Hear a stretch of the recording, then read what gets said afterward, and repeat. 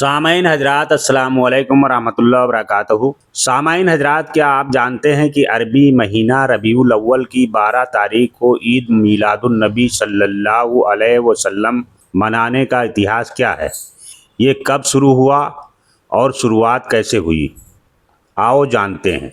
मीलाद या मौलिद का मतलब है जन्म। ऐसा माना जाता है कि मीलाद की शुरुआत ताबईन के द्वारा की गई। 12वीं शताब्दी में मीलाद की शुरुआत का जिक्र इतिहास में मिलता है। ताबईन का मतलब होता है फॉलोअर। मीलाद में मोहम्मद सल्लल्लाहु अलैहि वसल्लम के सम्मान में घर या मस्जिद या मदरसे के भीतर महफिल आयोजित करने और उसमें मोहम्मद सल्लल्लाहु अलैहि वसल्लम के सम्मान व प्रशंसा में नात व कविताएं तथा तकरीरों से मीलाद के शुरुआत का जिक्र मिलता है। नबी की शान में नात, कव्वाली व कविताएं महफिलों व उत्सवों में गाए जाते थे। 12वीं शताब्दी में जिक्र मिलता है कि मिस्र के शिया संप्रदाय के फातिमी खलीफा ने 4 मीलाद की शुरुआत की, जिसमें हज़रत मोहम्मद सल्लल्लाहु अलैहि वसल्लम, हज़रत अली रदियल्लाहु ताला अन्हु, हज़रत फ़ातिमा रदियल्लाहु ताला अन्हा और मौजूदा खलीफा के 4 मीलाद मनाने की शुरुआत हुई थी। हालांकि ये त्यौहार दरबारी अधिकारियों के जुलूस होते थे जो दिन में आयोजित होते थे और मौजूदा खलीफा के खुतबे के बाद समाप्त होते थे। ऐसा माना जाता है कि 12वीं सदी के मुस्लिम खलीफा सलाहुद्दीन अय्यूबी के बहनोई और सल्तनत के अमीर जनरल मुजफ्फरुद्दीन गोकबोरी सार्वजनिक रूप से मीलाद मनाने वाले पहले व्यक्ति थे, जिन्होंने बगदाद में एक आलीशान महफिल की दावत देकर जश्न का आयोजन करके इसकी शुरुआत की थी।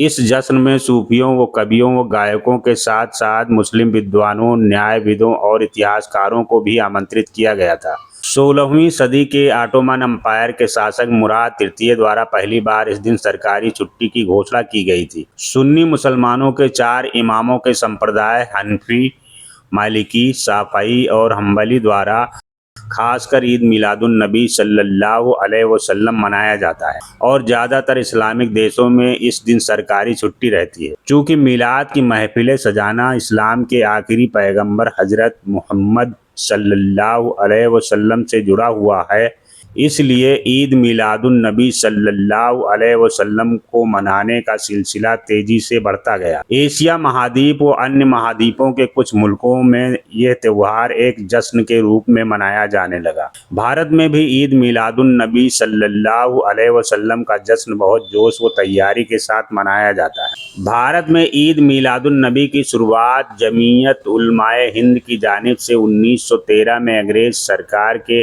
दमन का विरोध करने के लिए उत्तर प्रदेश के कानपुर से शुरू किया गया था, जो बाद में वही दिन ईद मिलादुन नबी मनाने की एक परंपरा बन गई और तभी से हर साल इसका आयोजन किया जाता है। हालांकि मुसलमानों ने अपनी धार्मिक त्योहारों को भव्य तरीके से मनाने में कंप्यूटर की रफ्तार से तरक्की की है, मगर अपने एजुकेशनल इंस्टीट्यूशंस व मदरसे स्कूलों की शिक्षा को अत्याधुनिक बनाने में अंग्रेज़ों, यहूदियों और दूसरी कौमों के लोगों से सैकड़ों साल पीछे हैं। अच्छे आर्थिक संपन्न हैसियत के मुस्लिम घरों में भी बच्चों को पढ़ाने का रिवाज दिन पर दिन दम तोड़ता जा रहा है। ऐसे में गरीब मुसलमानों के बच्चों की पढ़ाई की बात करना बिल्ली के गले में घंटी बांधने से भी ज़्यादा मुश्किल है।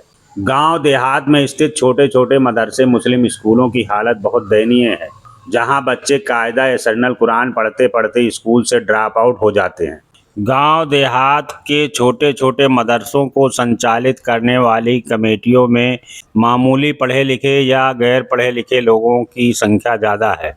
मस्जिदों में नमाज पढ़ाने वाले इमामों और मदरसों में पढ़ाने के लिए रखे जाने वाले मौलवी हजरात की भी कोई योग्यता निर्धारित नहीं है। मस्जिद में इमामत करने वाले मौलवी हजरात और मदरसों में पढ़ाने वाले मौलवी हजरात की योग्यता कम से कम पोस्ट ग्रेजुएट होनी चाहिए और उनको बाकायदा ट्रेनिंग दे करके मस्जिद और मदरसों में नियुक्त करना चाहिए। सरकार ने मदरसों में science, math, English, computer science की आधुनिक शिक्षा को उठाने और मुस्लिम बच्चों को समाज की मुख्यधारा से जोड़ने के लिए मदरसा आधुनिकीकरण योजना चलाई थी, मगर बाद में सरकार ने भी इस योजना को बंद कर दिया। दुनिया की किसी भी कौम की तरक्की केवल उनको दी जा रही अत्याधुनिक science, math, English, Hindi, computer science की शिक्षा पर निर्भर करती है। अगर आप सभी अपनी आने वाली नस्लों को तरक्की पर देखना चाहते हैं तो अपने बच्चे को दीनी तालीम के साथ साथ science, math, computer science, business management, medical जैसे फील्डों में कम से कम पोस्ट ग्रेजुएट जरूर कराएं। अगर ये वीडियो अच्छी लगे तो लाइक, शेयर, फॉलो जरूर करें।